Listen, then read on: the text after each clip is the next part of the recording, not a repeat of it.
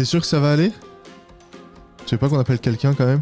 Mais écoute, ça va aller, je suis le meilleur dans ce domaine. Mes ancêtres étaient des grands maîtres forgeants qui avaient fabriqué des armes et armures pour les plus grands guerriers du monde.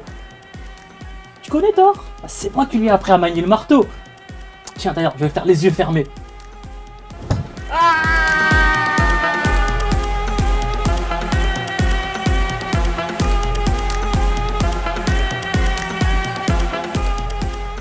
Bonjour à tout le monde, vous êtes sur le chemin de l'équilibre sur la chaîne YouTube M&M Français.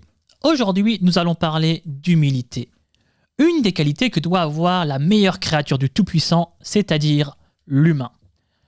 Avez-vous d'ailleurs remarqué que le mot humain et humilité avaient la même racine, tout comme le mot humus qui désigne la couche supérieure de la terre? L'origine de ces mots est d'autant plus intéressante quand on sait qu'Allah, le Tout-Puissant, a créé l'homme à partir de la terre. L'humain est donc celui qui sait être près de la terre et donc du sol. Il doit savoir faire preuve d'humilité et se prosterner devant son créateur. Cette idée peut être trouvée dans le Coran, dans la sourate Al-Furqan au verset 63, qui dit « Les serviteurs du tout miséricordieux sont ceux qui marchent humblement sur terre ». L'humilité rend les gens satisfaits des jugements de Dieu et les rend plus aptes à supporter les reproches et les insultes venant d'autrui. En quelque sorte, l'humilité, c'est le fait de se voir plus petit afin de faire sortir ce qu'il y a de plus grand en nous, même si parfois cela peut être interprété comme de la faiblesse. Pourtant, c'est ceux qui connaissent leur place et ne prennent pas de grands airs qui peuvent vraiment se protéger du mépris de leurs semblables. Par exemple, je peux vous citer Shanks le Roux dans One Piece, qui se fait humilier par des brigands alors qu'il fait partie des pirates les plus dangereux et les plus forts du monde. On met les voiles. Allez, à la revoyure, bande de poules mouillées.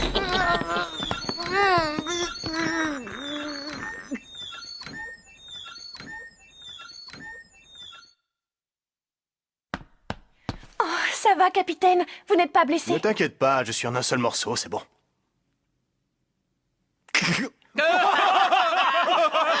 T'aurais dû voir ta tête, capitaine.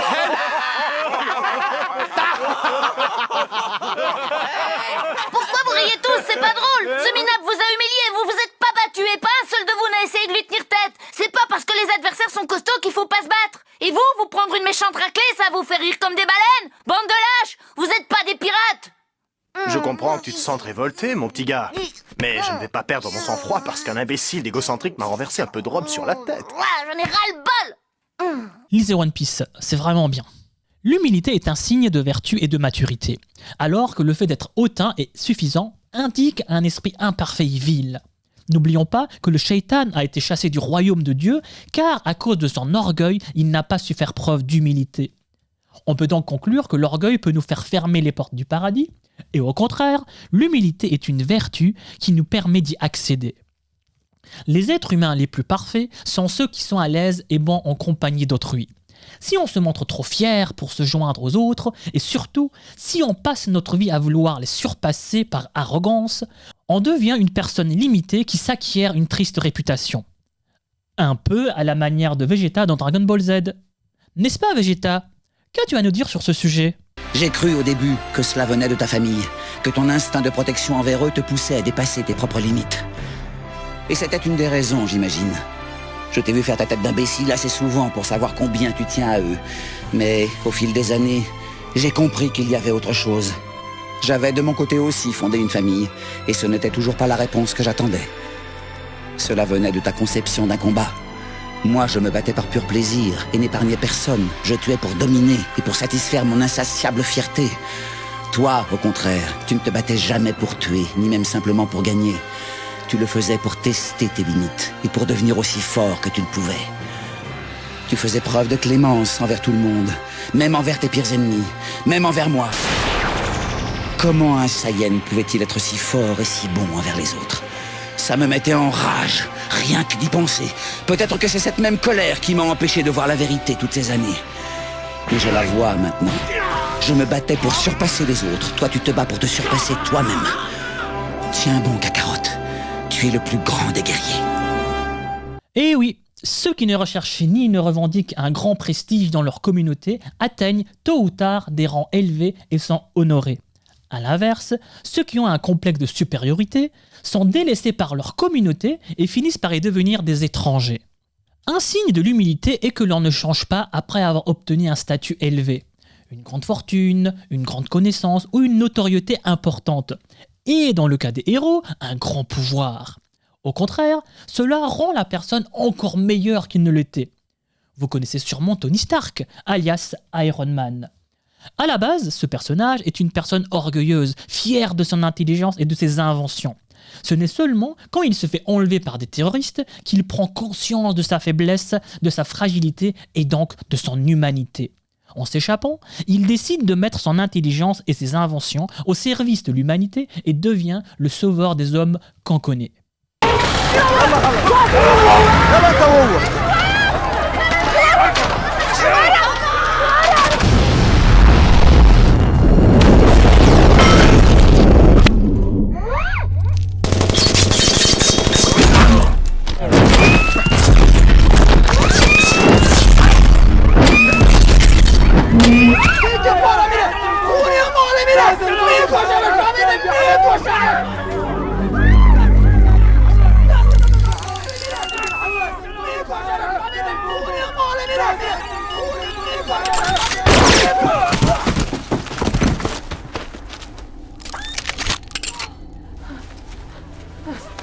Papa!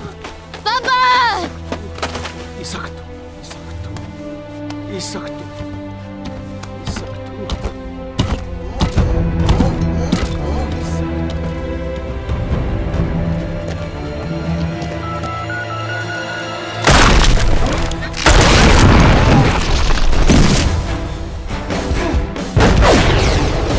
Je vous le laisse.